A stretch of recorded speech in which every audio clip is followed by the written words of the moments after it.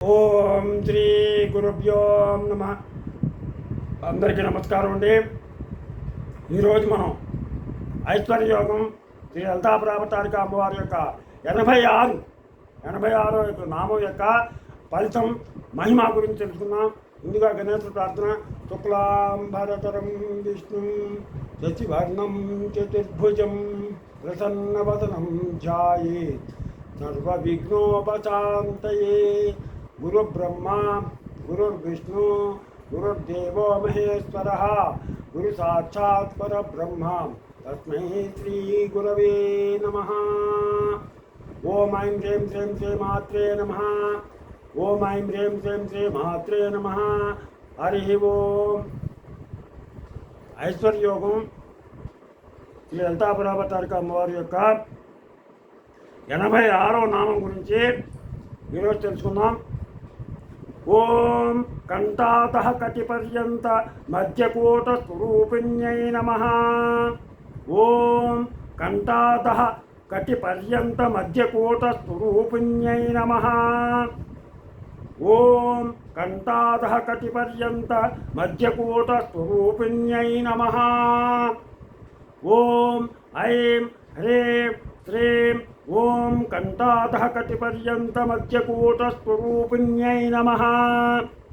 ఓం ఐం హ్రీం శ్రీం ఓం కంఠాతః కటిపర్యంత మధ్యకూట స్వరూపిణ్యై నమః. ఇలాగే ఈ నామాన్ని పఠించి దీని అర్థం ఏంటంటే కంఠం కింద నుంచి నడుము వరకు ఉన్న మధ్య భాగం అమ్మవారి పంచదశి మహామంత్రంలోని మధ్యకూటం. అనగా అమ్మవారు ఆకారం ధరించినప్పుడు ఆ తల్లి కంఠం నుంచి నడుము వరకు ఉన్న శరీర భాగం మధ్యకూటం. మధ్యకూటం అనగా పంచదశి మహామంత్రంలోని హసకహల హ్రీం కహల హ్రీం హత కహల స్త్రీ కథల హ్రీం హస కహల హ్రీం అనే ఆకారం. అందులో ముఖం కా ఏ ఈ లా హ్రీం అని, అది శ్రీమద్ భాగవకూటం అని 85వ మంత్రంలో చెప్పుకున్నాం. హసకహల హ్రీం మధ్య భాగం. ఇది అధో భాగంలోని 4 అక్షరాలు 87వ మంత్రంలో ముచ్చటించుకున్నాం. మనిషి శరీరంలో నిరంతరం హంస జపం జరిగే 6 చక్రాలు ఉన్నాయి.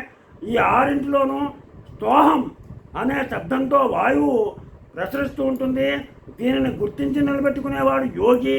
ఇటువంటి యోగికి ఆరోగ్యం, కోమలత్వం, వస్తువుల మీద వ్యామోహం లేకపోవడం, శరీర కాంతి, మలమూత్ర విసర్జనలు అధికంగా లేకపోవడం వంటి దివ్య లక్షణాలు వస్తాయి. అలాగే సృష్టిలో మంచి చెడ్డ రెండూ ఉంటాయి. ఈ రెండింటిలో మంచిని స్వీకరించి చెడును విడిచిపెట్టడం సాధారణ సాధకుల లక్షణం. ఇలా కాకుండా చెడును కూడా మంచిగా మార్చగలగడం మహాత్ముల లక్షణం. ఇటువంటి వారినే పరమహంసలు అంటారు. అమ్మవారు మధుకైటవుల వంటి రాక్షసులను కూడా అనుగ్రహించి వరాలు ఇచ్చింది. ఆ వరాలతో వారు విజృంభించి లోకాలను నాశనం చేయడానికి పూనుకొని బ్రహ్మను హింసించగానే అమ్మవారు బ్రహ్మను విష్ణువు దగ్గరకు పంపింది. శ్రీహరి యోగనిద్రలో ఉండి లేవకపోవడంతో బ్రహ్మ ద్వారా తనను స్థింపు చేసుకుని హరి శరీరాన్ని విడిచిపెట్టింది. శ్రీహరి నిద్రలేచి మధుకైటవులతో యుద్ధం చేసి చివరకు జగన్మాత కటాక్షంతో వారిని సంహరించాడు. అప్పుడు తన వరాలు పొందిన ఆ రాక్షసులను కూడా తన బిడ్డల్లాగే భావించిన అమ్మవారు వారిని కరుణించి వారి మెదడులోని మాంసాల గుజ్జుతో మేదిని తయారు చేసింది. ఎంతటి నీచులైనా అనుగ్రహించే కరుణ ఆ అమ్మవారిది. అది ఈ మంత్రానికి అర్థం. ఈ మంత్రం పఠించడం వల్ల కలిగేటువంటి ఫలితాలు ఏంటంటే లోకమాత నిలిచిపోయేసిన అమ్మవారిని అందుకనే మనం ఉన్నాం. లోకానికి అందరికీ కూడా తల్లి లాంటిది లోకమాత. ఈ అద్భుత మంత్రాన్ని రోజు సూర్యోదయం వేళ 108 సార్లు కనుక చెప్పించినట్లయితే మోకాలు నొప్పులు పోతాయి. మోకాలు నొప్పులు పోతాయి. అలాగే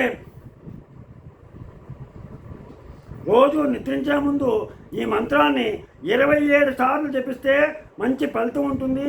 యోగులు కావాలనుకునేవారు వీలున్నప్పుడల్లా ఈ మంత్రం జపిస్తే చాలా మంచిది. అందుకని ప్రతి ఒక్కరు కూడా ఈ మంత్రాన్ని పఠించి మీ కోరికలు నెరవేర్చుకుంటారని ఆశిస్తూ ఓం కంఠాదః కటిపర్యంత మధ్యకూట స్వరూపుణ్యై నమః.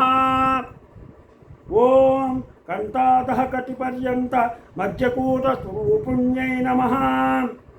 ఇలాగా ఈ అమ్మవారి యొక్క 86వ నామాన్ని పఠించి మీరు మీ కోరికలను తీర్చుకుని ఆ లలితాపుర భట్టారిక అమ్మవారి కృపకు పాత్రలవుతారని ఆశిస్తూ మీకు నా ఛానల్ కనుక నచ్చినట్లయితే సబ్స్క్రైబ్ చేయండి, అలాగే లైక్ చేయమని కోరుతూ మీరు ఆపాక వెంకట ప్రభాకర్.